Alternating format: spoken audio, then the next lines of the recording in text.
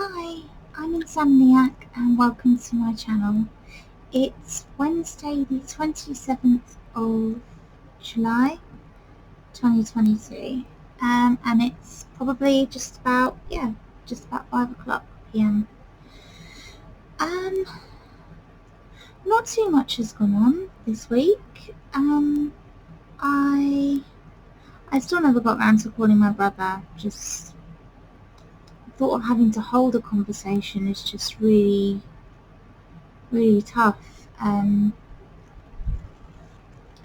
What was I going to say? I've been on the folate tablets now, so the folic acid high dose from the GP for a little over a month now, maybe 5 weeks or so, maybe a little longer, 6 weeks. Still not feeling any different really yet. Muscles, it's mostly the muscles and joints, and even down to the bones sometimes feel like they ache.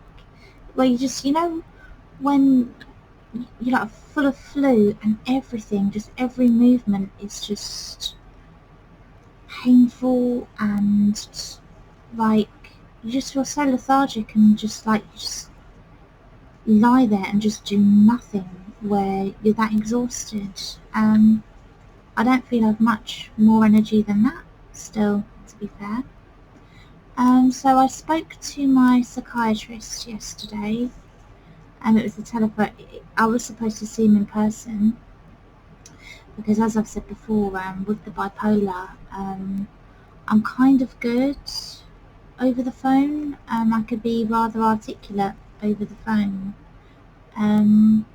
whereas in person it's easier to sort of, not easier, it's more difficult for me to hide symptoms. But over the phone you can disguise it a little better, whereas in like face to face it's that bit more difficult, isn't it? You can't, if they can see you, they can see your mannerisms, they can see, I don't know, body language or whatever. Over the phone there's none of that, there's just your voice, and if you sound coherent, basically they kind of say you're okay. So I was a bit disappointed that I couldn't have the face to face. But I managed to get across a little bit of how I've been to the psychiatrist, and I did say to him, because he was mentioning things about my health, he said, he'd heard that I've been referred to cardiology. Have I heard anything? Have I had an appointment? What's been said? So I just basically read out the little printout that I had about, I don't know, the SVTs, tachycardia, and whatever the other bits were. I haven't got it with me. I just explained it all to him and said, I'm waiting to be referred to cardiology, blah, blah, blah. And he said he's reluctant to put me on any more medication until they hear back from cardiology, which I can understand. He's happy that the prolactin's come down. He wants to keep it that way, so he doesn't want to add in too many things that could upset that balance, because it went from the 900s, also the 700s, between 7 and just under 1,000 it used to fluctuate between for years, and now it's got down to just under 300. So, well, actually I've actually got the exact figure, one sec. It's got down to prolactin 287, and it should be between 0 and 1,000, so that's quite a good reading. I'd say it's nowhere near too high, so nowhere near too low either, so it's probably just about right. I did tell him that the folate keeps dipping, and he said he was aware of that. He asked what the GP's doing, and I just basically said that I'd seen the GP. She diagnosed a folate deficiency, and was going to, and I forgot to mention about the carpal tunnel because we were discussing so much. So what did he say? Yeah, so I said that the GP had said, upon finding out that the folate had dropped again, She said that she didn't think there was any need for any more tests because I've had a lot of tests done this past year, which I agreed with. I did want to ask for the one where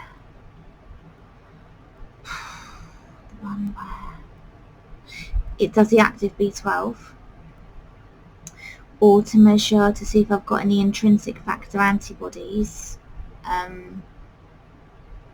But to be honest, I felt guilty because she's done a lot. She's put me forward for the cardiologist. She's put me forward for the endocrinologist. I've seen her a couple of times in between as well. I just feel like I'm using up a hell of a lot of resources. And I said this to the psychiatrist, and he was like, no, like, don't think that. Like,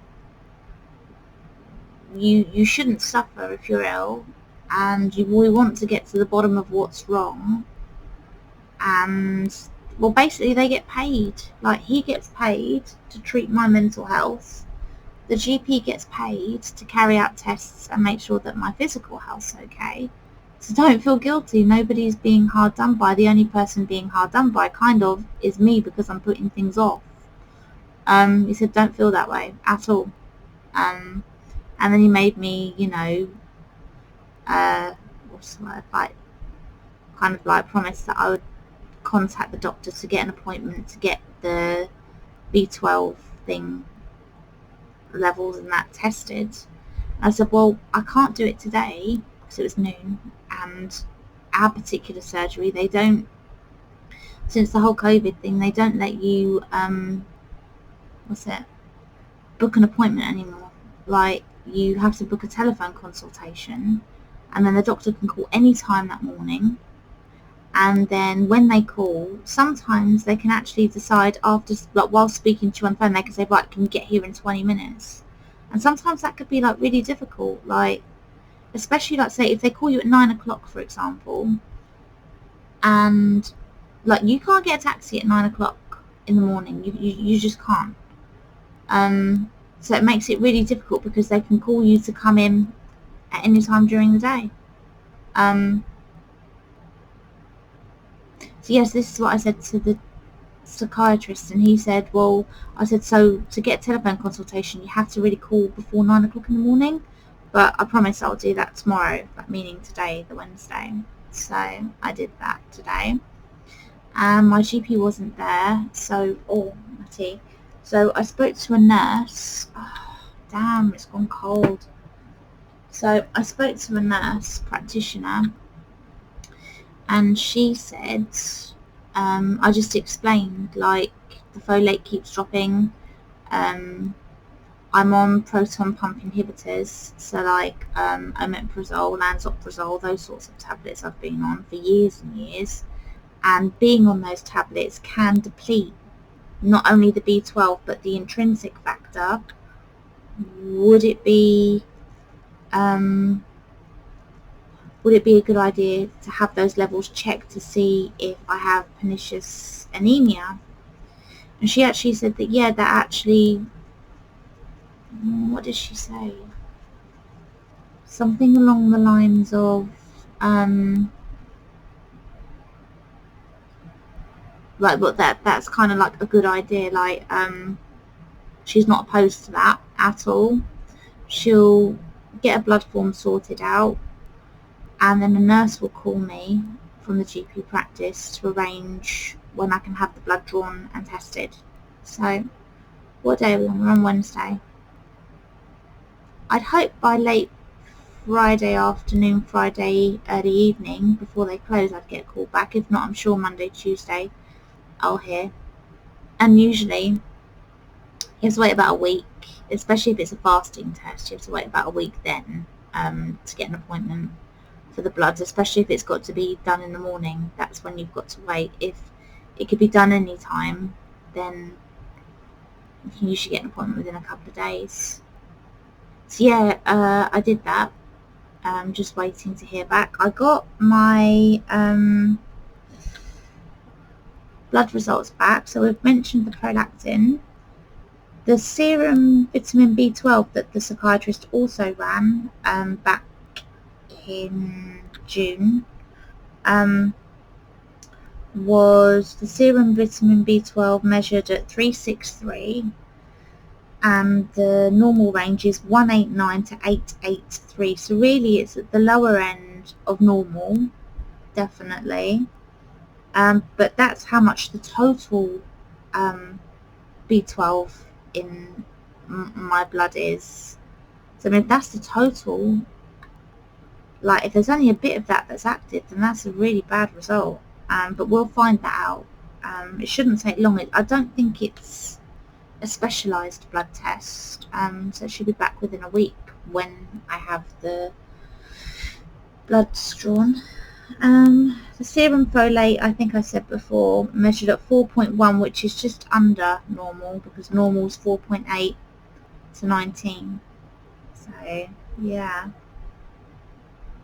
but it actually does say on this, low folate noted. Consider underlying causes such as diet, malabsorption, hemolysis, I can't pronounce that word, and medication.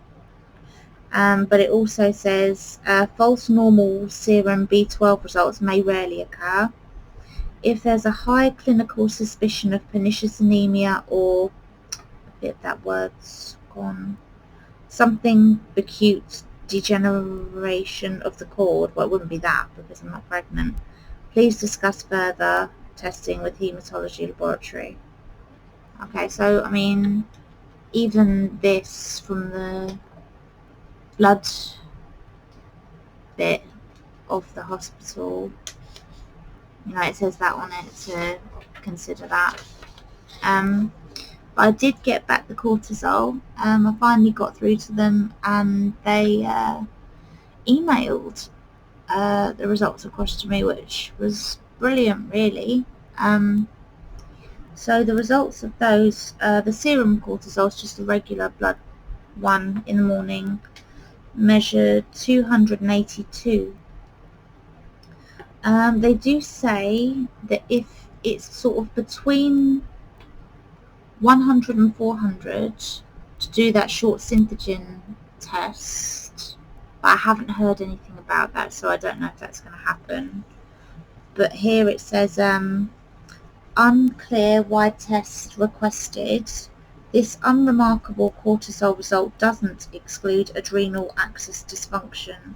Advice on further testing is available from the duty biochemist. I think whoever put that there from the blood bit probably doesn't realise all the tests she's done before and thinks it's just these two that she's done, and they're thinking maybe that's not adequate, but I've had lots of tests, so probably is. And then the only other one I had done was the 24-hour urine cortisol collection thing. And on that, the urine volume was 7.424 litres in a day, 24 hours. And the cortisol measured, well, it doesn't actually say. It said it was under 100 nmol. And the range should be between 0 and 200. I don't think it should be 0, because if the cortisol could be low, I doubt 0. How would you know? If 0 is the lowest it can be in a normal range, then how would you know if it's low? I mean, would it be in the minus? So I think that's a little bit off. And it says the urine creatinine is 9.6 nmol when it's meant to be between 7 and 13, so that's bang smack in the middle, so that's quite good. With the cortisol thing, I did find something. I'm just looking on my phone to find out what it said. I did save it. So it was a thing. Oh, where should I put it? Yeah. So it says in adult patients who are not on steroid treatment, a 9 a.m. cortisol under 100 suggests adrenal insufficiency, but I think this is the serum, not the 24-hour. So mine was over 200, so it wasn't under that, so that's good. It was only the 24-hour urine one that was under 100. The 9 a.m. cortisol over 400 makes adrenal insufficiency unlikely. For 9 a.m. cortisol of 100 to 400, which mine is, consider a short synthesis test. I can't pronounce it. And it's got the midnight cortisol, but obviously I've not had that, and they don't offer that. My care team. And then they've also got what it should be after an overnight dexamethasone suppression medicine test thing. So yeah. Oh gosh, that was tiring. Well, at least all that information's there now when I've got that.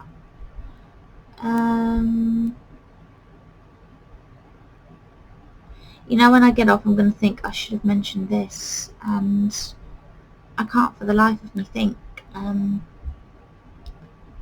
My mood is still not great.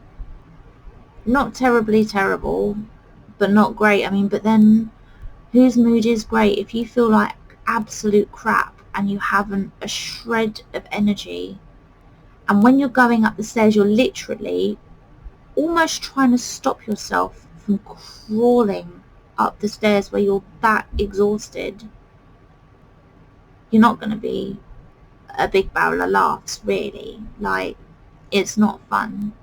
And this has been going on for some time. So it got worse after I've come down from the mania. So maybe mood plays a part, but I mean, it doesn't, because even when I had the mania, it was still a kind of toned down energy. It wasn't as it should have been. I guess when you've had bipolar as long as I have, you know your cycles, you know what to expect from them, and it just didn't fit. But I think that's possibly because I've been physically unwell, that's impacted and changed not the pattern, but I can't think of how to say it, changed, what has it changed? Now I've forgotten what I was talking about. Something's changed. No, sorry, gone completely. I hate when that happens. Oh yeah, cycles changed.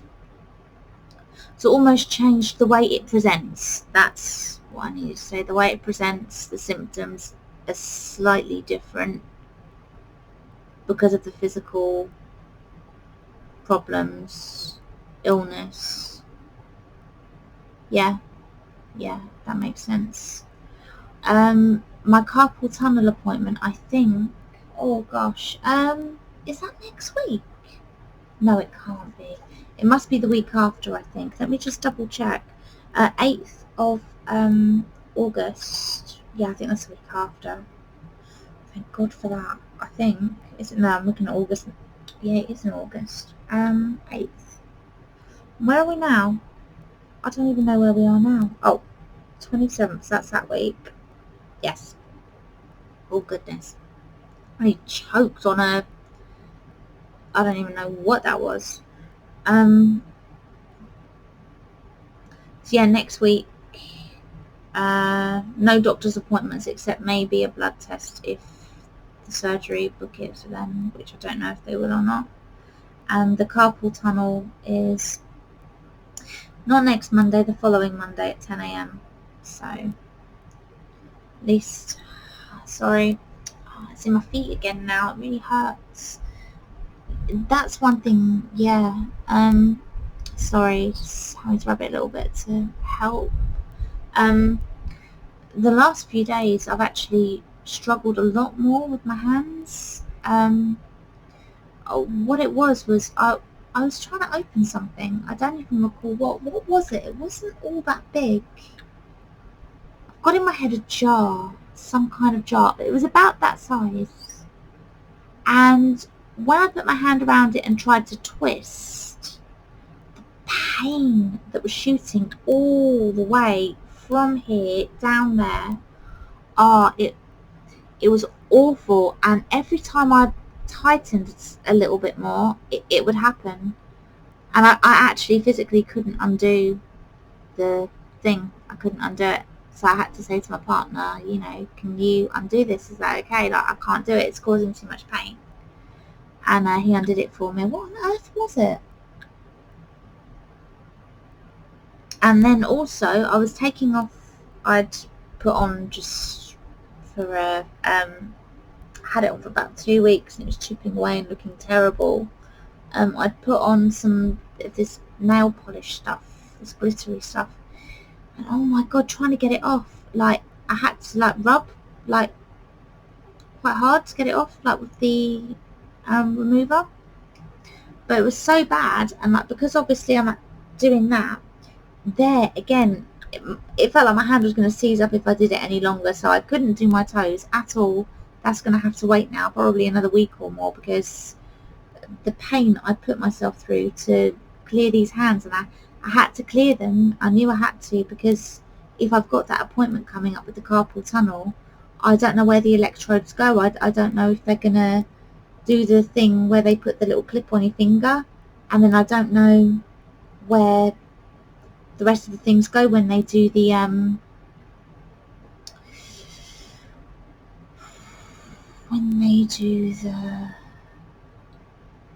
this is driving me mad. When they do the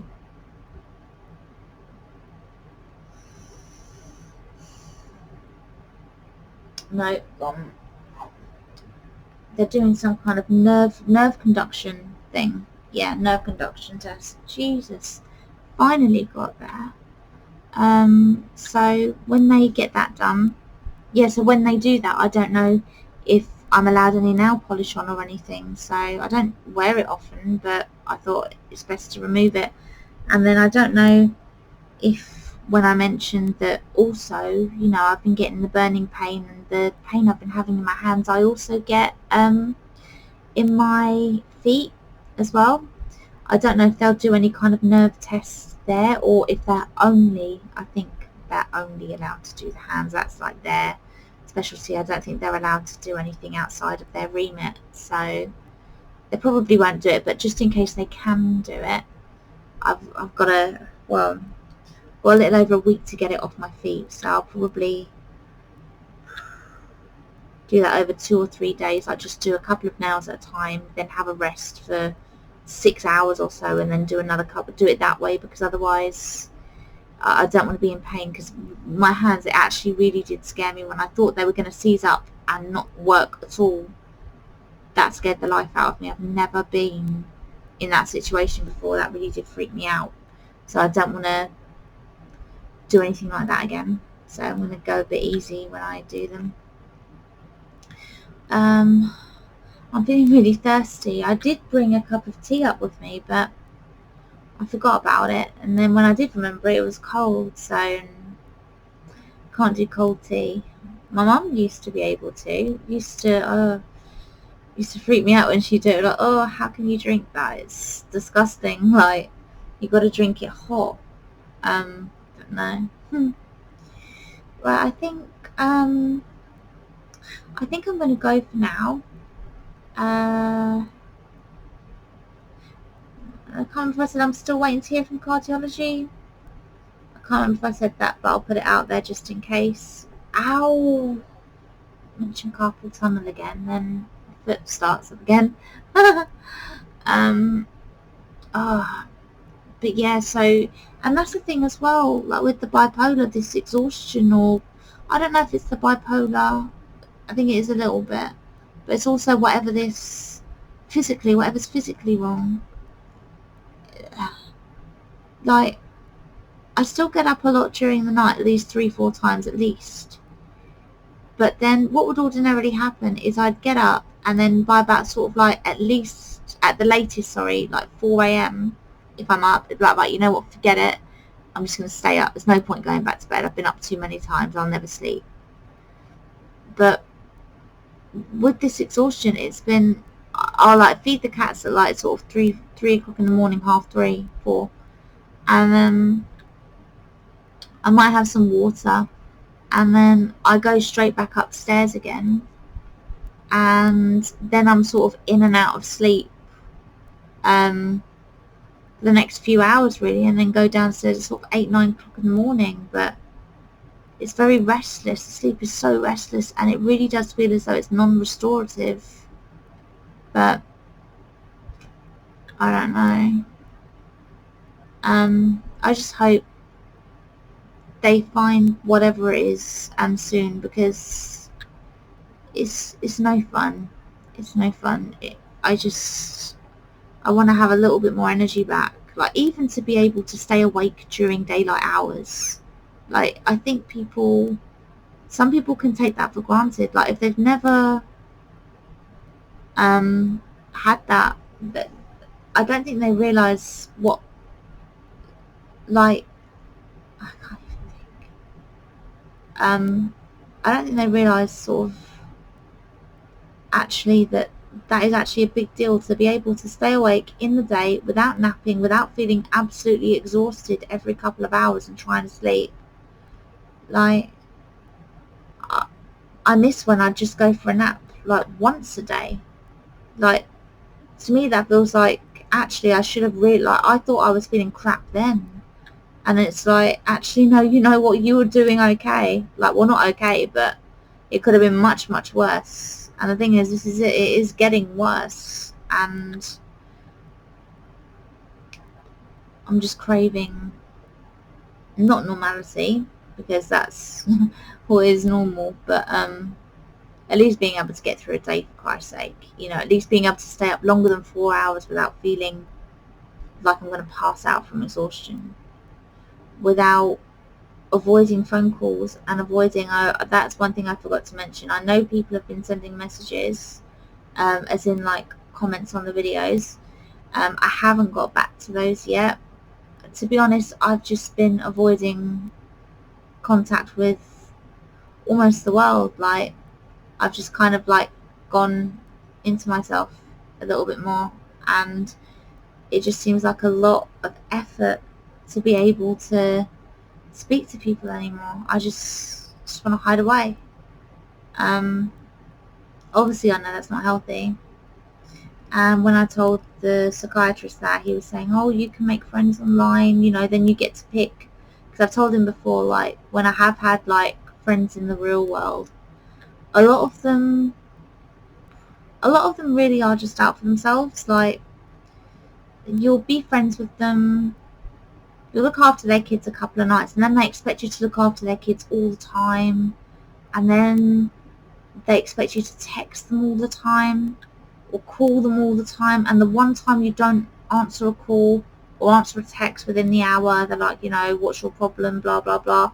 You think, God, like, just please, like, I've got a life. Like, I don't like having people around me where they have to live and breathe me, like, every minute of every moment of every waking day, you know. And that's what it's a little bit like where I live.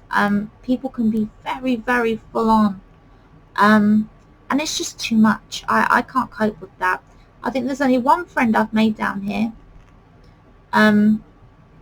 who's actually like great, because we don't speak for say 6-7 months at a time sometimes, and when we do, it's just a text here and there, a couple of phone calls here and there, you know, don't even meet up. And to me, that's perfect. You know, I don't need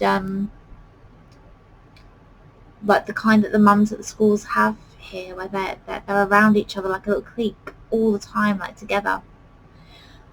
I can't do that. And I said to him, that's why I avoid friendships. Like, and he was like, oh no, but you've got the internet at your fingertips, you can pick and choose, and you can switch it off when you don't feel like it. It's like, yeah, but even then, like, you feel bad if you don't message people back, or like, say, like on Facebook and stuff as well, like, say if a relative's got in contact and, you know, you don't answer the message for a few days. I mean, there's one relative actually who contacted me on Ancestry, and she was saying, you know, this was about 2 years ago, and it took me a year to reply to her saying, you know, oh, she's sorry to hear about my mum, blah blah blah.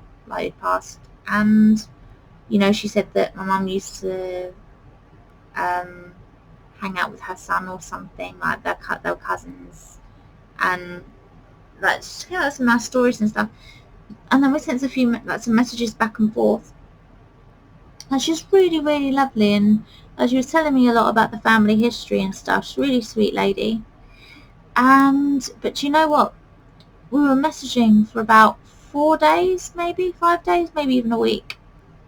And then I had my dad's birthday with him, and then I came back, and then, like I said, it was like my energy was just completely diminished. And you know, I haven't messaged my aunt back in almost 2 months. I haven't spoken to my brother now in almost 2 months. And you feel really guilty. But it's like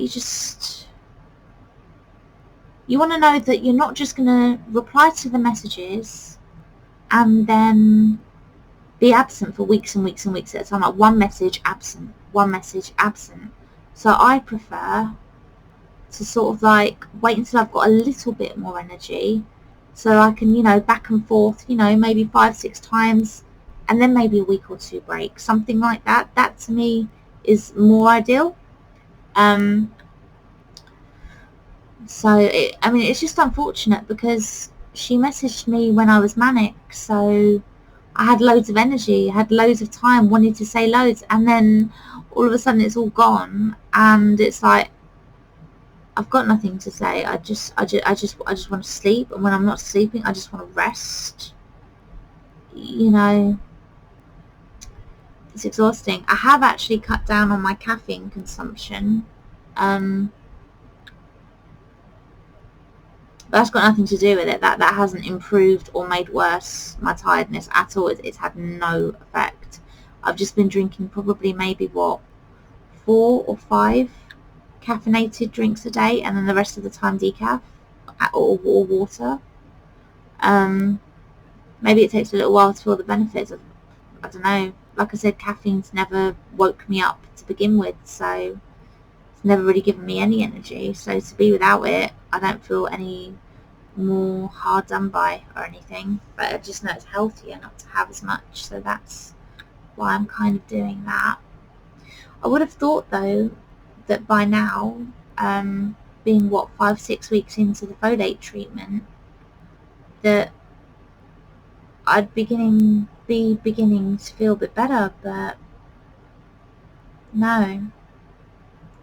I don't know how long it takes. I don't even want to look it up, because if it says like 8 weeks or 12 weeks, I'm gonna feel like crap. I'm like, oh gosh, it's an age away. Well, hopefully soon I'll start feeling a little bit better.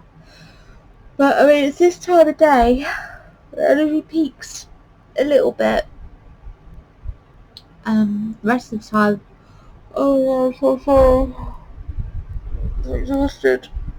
Absolutely exhausted. Yeah. So as I said before, I'm really, really thirsty. I haven't had anything to drink since about 10 minutes before the start of this video, so probably close to 45 minutes ago. So I really do need to have something to drink. But I will catch you all next week, unless there's a big thing, or like, I guess, like, if I find anything out, and obviously I'll be on sooner. But as it stands, we're just waiting on to have those blood tests done, get those results back, wait to hear from Endocrinology to see about the short synthesin test. If that's needed or not. Hell, that really hurts. Oh, I hate this. Really horrible. So yeah, well,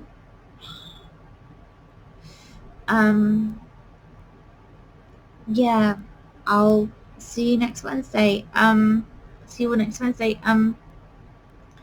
If you're not bored of my content yet, you can like, comment, subscribe, hit the notification bell so you'll be notified whenever I do a new video. And until then, take care everybody, and I hope you're all bearing up with the weather and generally feeling good in yourselves. Until then, take care. Nice to see you guys. Bye.